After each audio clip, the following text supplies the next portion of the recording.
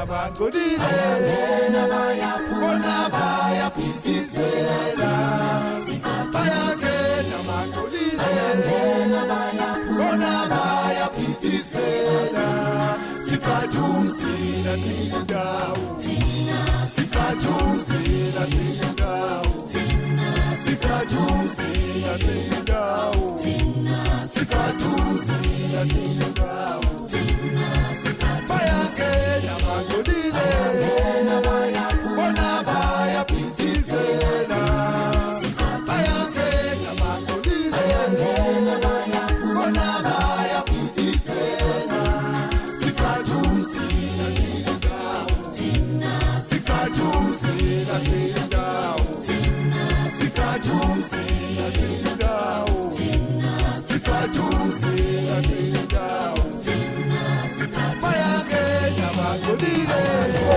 Comrades, good afternoon. Siyanibingelela singabantu baseGauteng. Silapha siwumkhonto wesizwe ukuzohlangana nama-officials, u-national organizer, u-deputy national chairperson and no DSG wethu uKomisar Sali. We are doing the briefing session, preparing for the meeting of our president, Gedle Hlekisa Zuma, who will be coming to Gauteng. As we all know, this is the year of action. This is the year where we are preparing for local government elections 2026. And sishilo kubaba ukuthi Gauteng, we will deliver it. We will take the 3 metros upright and the other metros. Now today, this briefing, it's a briefing that is heading to where the building of the structures of the provincial detachment, the regional detachment and the sub-regional detachment, as we are also building the branches. Uyakwazi umkhonto eGoli,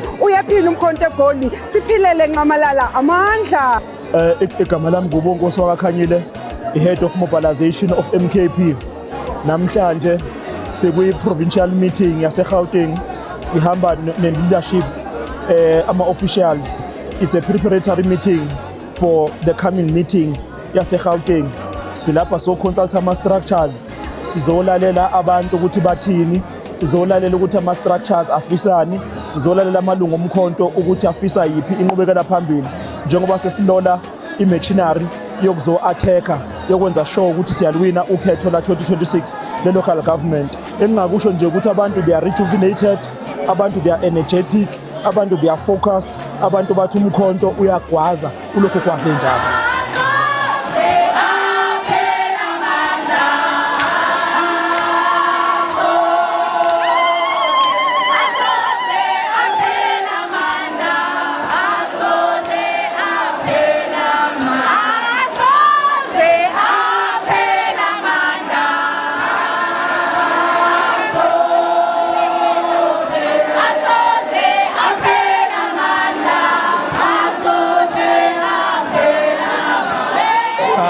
Revolutionary greetings to all. Today we are here.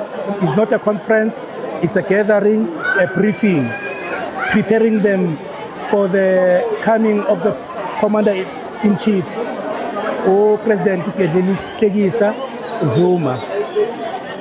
What our processes ahamba kanjani, azohamba kanjani. But I see the spirit, it's high of the people who are here, the true members of Umkhonto Wesizwe. No, we are in a briefing meeting.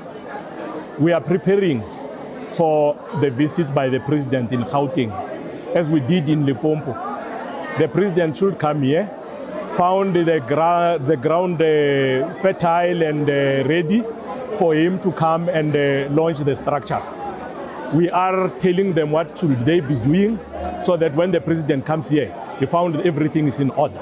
That's the reason why we're here. Namhlanje sila eGauteng as an advanced team ukuzolungisa ukulungiselela for ukuthi uComrade President uNxamalala makeza la eGauteng kanye nama-national officials ukuzo set up ama-structures wala eGauteng.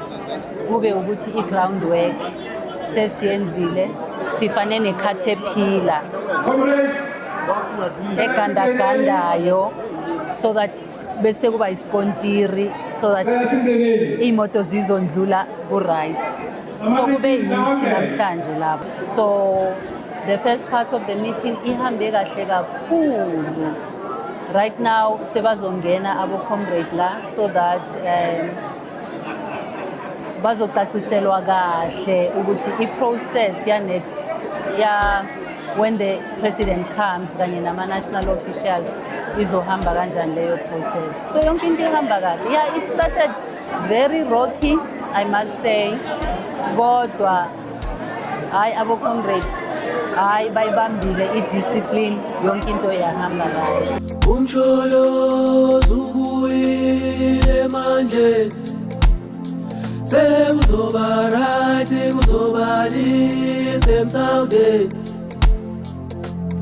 Umsholo ubuyile manje sekuzoba right kuzoba lisemsawdeni.